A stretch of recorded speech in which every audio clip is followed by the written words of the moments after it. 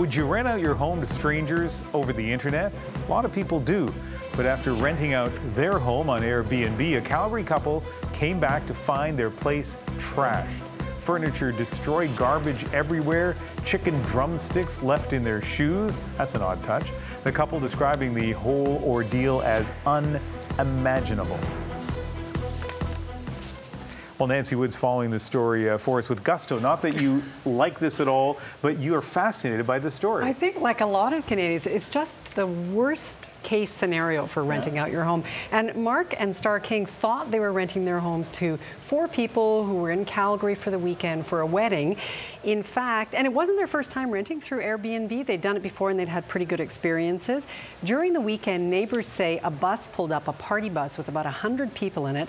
And at some point, the neighbors got concerned and even called the police. But when the police showed up, things didn't seem to be noisy, so they didn't even go into the house to see what was happening. But when the Kings showed up Monday morning, the party was still going on, and they basically had to beg them to leave. There was broken glass, the furniture was wrecked, the hardwood floors were buckling because there were pools of alcohol in them. The toilets were blocked with condoms, food left out to spoil, cigarette butts everywhere. Police say there was some kind of drug-induced orgy that had gone on. Now, the Kings have children, and they say their home will never be the same for them. In fact, they say they would rather have seen it burnt to the ground than defiled the way it was. Here's Mark King.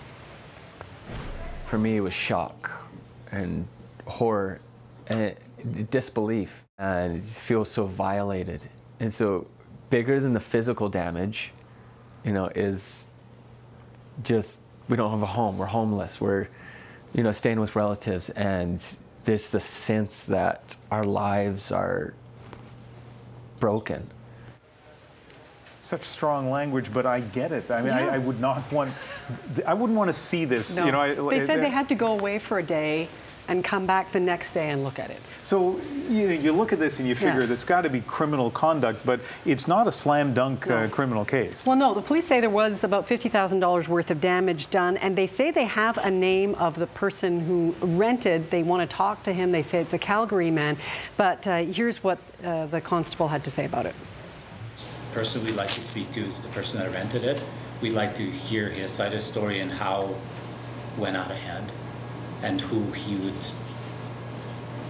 like, yeah, we just want to speak to him first. He's pretty much our person of interest right now.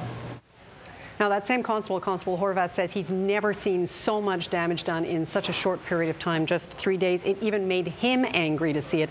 And the man who rented the King's house could be charged with mischief to property over $5,000. Now, as for Airbnb, it put out a statement today saying we have banned this guest from Airbnb, and our trust and safety team will offer its full assistance to law enforcement in any investigation of this matter.